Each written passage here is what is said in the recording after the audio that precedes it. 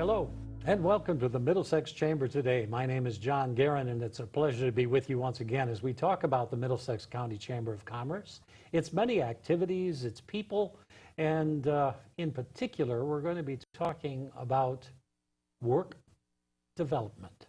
Exactly. Workforce development. And we have with us from the Middlesex County Workforce Development Program, Lorenzo Marshall. Welcome, Lorenzo. Thank you, John. Good to be here. I'm the workforce director with the Middlesex County Chamber of Commerce, and happy to be here to kind of like discuss some of the programs and some of the things we have going on at the chamber. Right. Because now, how long have you been doing that? Well, I've been with the chamber about 6 years now, and I've been coordinating the youth employment program about 5 years at this point. Very good. And we look forward to another successful year this year. Very good. And as we are sitting here doing our taping today, we were discussing it before. We picked the hottest day of the year so far to do this. But it's also mid-May at this point when we're presenting it.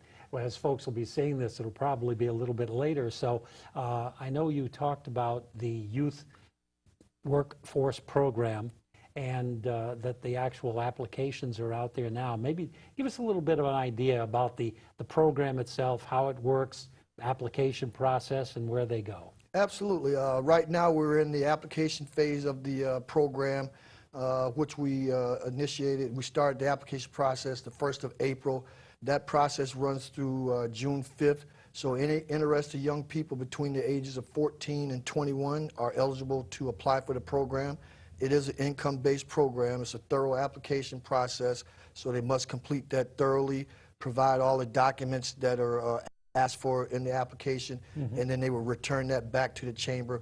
We would vet all the applications, decide who would be eligible to be considered for selection into the program. And the actual working phase of the program begins July 10th, which is pretty much right after the 4th of July, and it gives us an opportunity to send the kids to an extensive orientation session, which we have tentatively scheduled for June 29th. Okay. So basically the work portion of the program, as I stated, will run from July 10th through August 18th. It's primarily a 6-week program, and we get a lot of questions as far as who can apply for it. It is an income-based program, but we do have a little leeway as far as the Middlesex Chamber is concerned, where we can provide some opportunities to a few young people that may not necessarily meet the income guidelines, because we have some private side funding that we go out and secure as well. Sure. Yeah, I was going to say, in terms of funding, how has that been at this point? That's always, budgets are everybody's problem. So how does workforce development work at this point, and how is it shaping up? Very good question, and a lot of people have inquired about that, and that's something we are definitely tracking as of right now. As I stated earlier, we do at the Middlesex County Chamber of Commerce go out and secure some private side funding, which allows us to provide opportunities for young people that may not meet those guidelines. But our main funding comes through Workforce Alliance, the central board out of New Haven. So at this point, which is also affiliated through the state. So once the state budget is determined, then we'll get a better idea of what type of funding we'll be getting this year. We're anticipating, as doing our due diligence, that we may see a hit, which would, obviously impact the number of young people that we can provide opportunities to. In the past, we provided opportunities, work opportunities for anywhere from 80 to 90-something kids in the program. So this year, depending on our funding stream, we may have to roll that back a little bit, but we do anticipate rolling out the program regardless of what the levels are, and we may, even if we have to do it at a reduced level. Sure. Now, as far as the youth themselves are concerned, what ages are involved? The primary age range is 14 to 21. They must be 14 years of age by July 1st of 2017. So if they turn 14 prior to July 1st, they're eligible to apply. Needless to say, we have, as I stated, we have limited positions that we can, accommodate, but we encourage all young people to apply. If for whatever reason they don't make the cut this year, we have established where we have a waiting list, and those young people will be put on that list and given, strong consideration the following year. If they go through the process again and submit an application, we will consider them for the following year. And I'm just guessing, but I'm going to guess that there are probably more people who would like to apply than there are positions that can actually be filled. Absolutely, and through strong partnerships that we've developed over the years, needless to say, in order for us to provide work opportunities, we have to have business partners and companies that are aligned with us to make this possible. So we have anywhere from like 40 to 50 local and area businesses, nonprofit, for-profit, agricultural type entities, anywhere from law offices to insurance offices that work with us to work as work sites for us to place young people at to have this work experience during the summer months from July through August. How important would you say it is for a young person out there to get the kind of experience they would see during a summer program like this? Oh, very, very important. I mean, you really can't really put it into words, but when you see the young people, and you see them progress, getting acclimated to the workforce, their work etiquette, their work environment, behavior, the timelessness, the accountability, all of those things that go into, building a good employee and, a good socially well-rounded, individual within society. So, by them getting this opportunity to be acclimated to this early on rather than later on in life, I think it, pays great dividends to them. And we've had a lot of young people that have used this opportunity to turn it into a full-time opportunity with some of our work sites that participate in the program. And we actually have young people that are still employed at some of those work sites. And, as they, some of them navigate into their college life, this is a big plus for them because they have information to build their resume and get started on the future, their future work careers. So really the idea of the workforce development, it's giving them that first opportunity. It's giving the foot in the door, finding out how they have to behave, how they have to perform in order to be a good employee. Absolutely. And that's a great point you bring up because a part of the process, as I stated, we do plan to hold a orientation session, which we do every year prior to them becoming employed or going out to their work site. All the youth that are selected into the program have to go through a 2-hour orientation session where we take them through workplace etiquette, dress, how to fill out a time card. They have to submit their tax documents, W-4, W-2 forms. All of those things have to be taken care of prior to them becoming employed.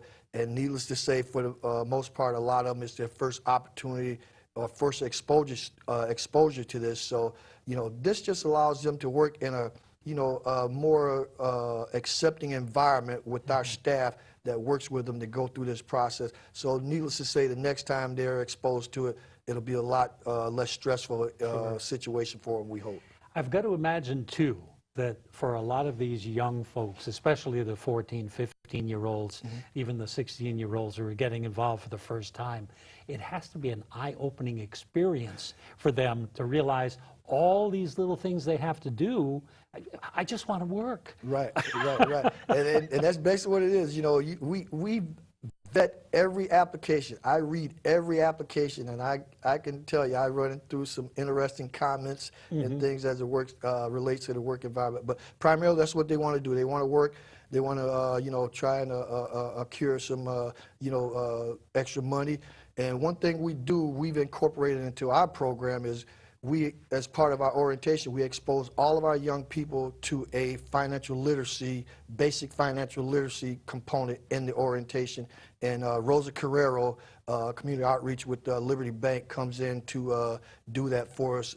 She's very gracious to do that for us every year. Needless to say, with Chandler Howard, the CEO there, allowing her to come out and provide that to our young people prior to them starting their work experience. So we want to encourage them to, needless to say, learn how to pay themselves first, meaning, we want them to establish some type of savings or, however they choose to do that, that would be up to them. But we want to expose them to the opportunities that are available to them. Yeah, money isn't something that just flows freely. Well, if you ask them, it'd probably be yes. I think that's one of the things that's so interesting, because there's no question, young people are very involved in technology. They're involved in a lot of things that cost a fair amount of money. Absolutely. So suddenly translating that into a work environment has to be a new experience. I mean, is that part of the orientation sort of thing that you, and the financial management sort of thing that you go through? Absolutely. I mean, at a basic level, needless to say, and the good thing about this, and I can only speak for Middletown High School, Liberty Bank, with a lot of partners, a lot of business partners, and a lot of volunteers, has been over the last few years going into Middletown High on an annual basis, doing what they call a Credit for Life presentation, hands-on, interactive presentation to kind of like expose kids to anything from, credit card information, rental or buying a house, buying furniture, all of these things. So, needless to say, those things are kids, they don't really necessarily think about that. They don't think about the fact that if you buy a car that, there's insurance involved in that. There's, needless to say, you should have a license. But these are all things with the youth program. When we go into our orientation, basically we try to give them the basics, and primarily being accountable and understanding that, with these things come responsibility. Something as simple as if you do get a Social Security card, make sure you sign it. Make sure your signature's on it. That way, if you do lose it, someone can pick it up, sign it, and now they're you. So, those type of things, just to learn them, to be responsible and accountable and understand that this is a very important and, serious situation. Sure. I mean, is this also an opportunity for them to translate the idea of things that were being taught in school, all of which are useless? Well, I won't say all of it, but no, but in terms real of life experience is a great eye opener. yeah, and all of a sudden they see that there is an application for these things. Something as simple as your signature on a card.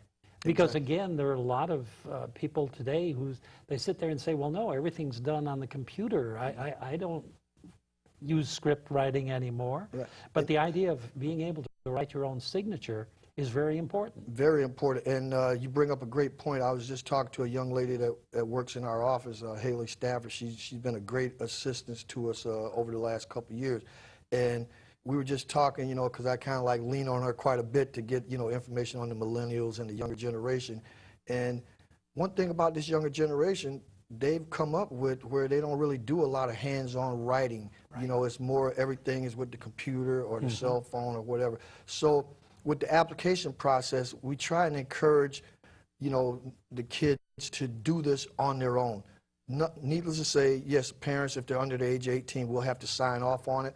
But we try to get the parents and the young person to understand that we want the young person to take ownership of the process, so that way they learn and they understand that this is what's going to have to be done in order for me to hopefully be considered for an employment opportunity. Sure.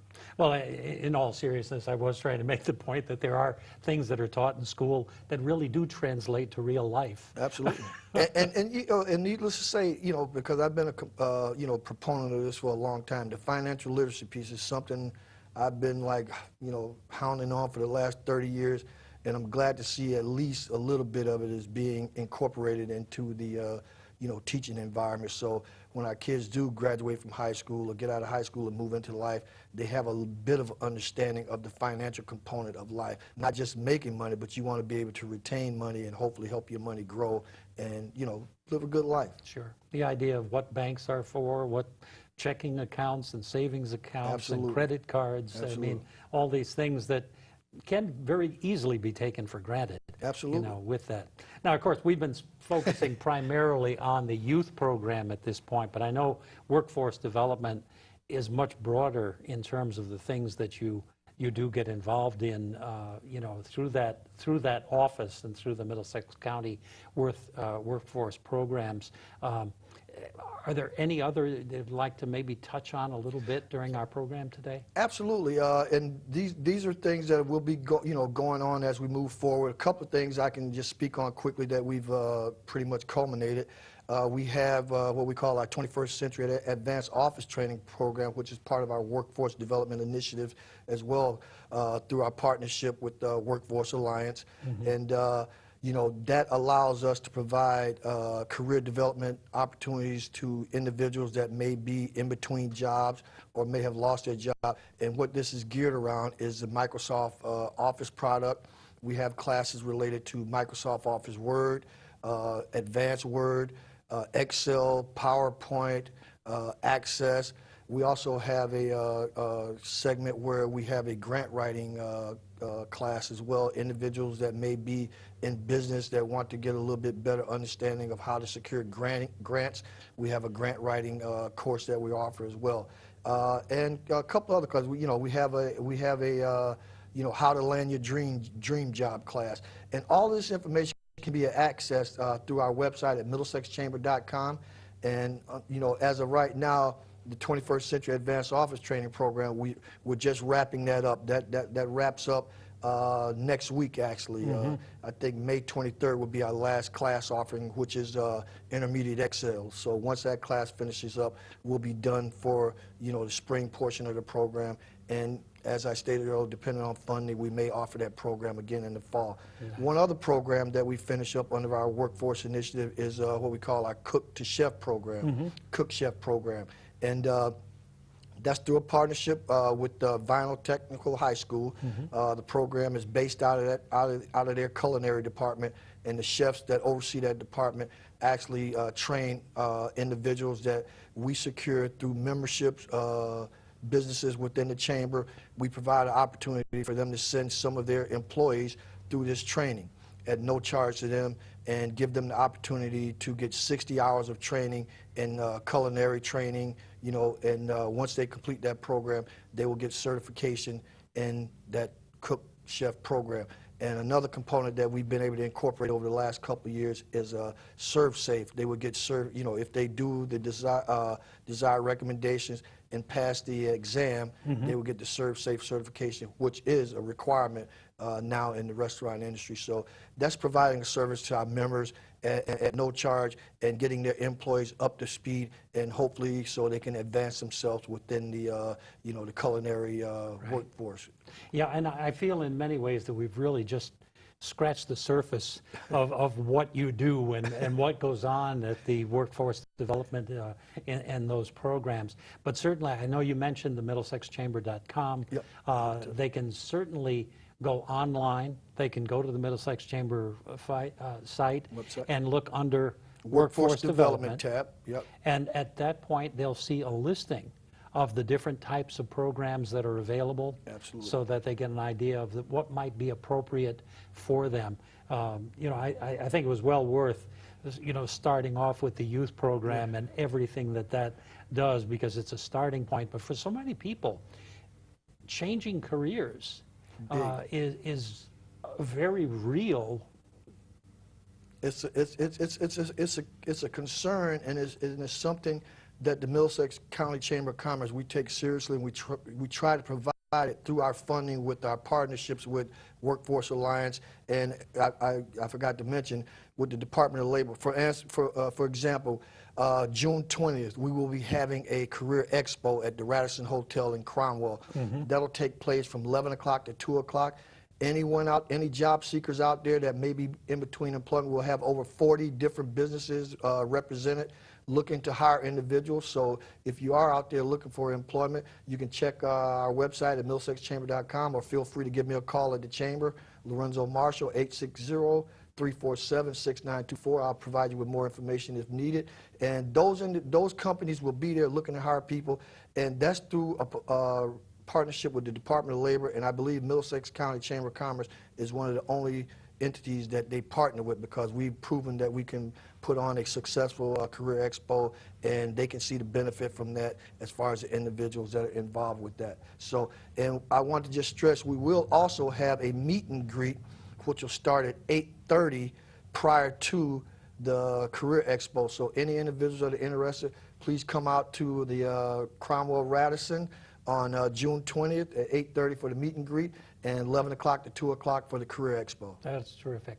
Well, I know the Middlesex Chamber has been involved in workforce development for well over 20 years at this point, and whether it was to help people establishing new careers because of perhaps a closing business. You know, I know I've worked with them in a number of different capacities over the years, and it is great to see how much is out there. So, again, what we've done, just a snippet of what is actually out there. So take a look at the website. Take a look, and they'll see some of the things that are there. And if it's something that is appropriate, they can get more information from you, and I think that's tremendous.